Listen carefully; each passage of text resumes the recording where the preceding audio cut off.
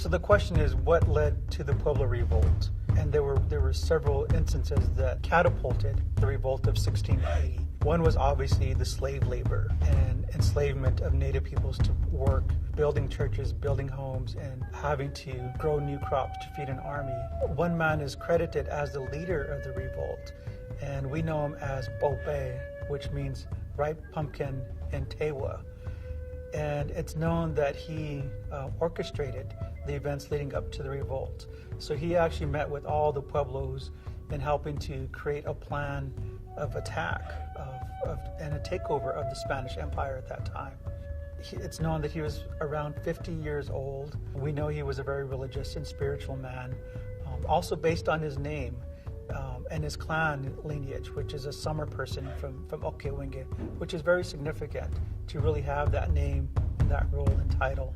One of the ways that the messages were delivered to each of the Pueblos at that time was a use of a knotted cord. So it's known that 5 knots were on the knotted yucca cord. And each day leading up to the revolt, the knots would be untied.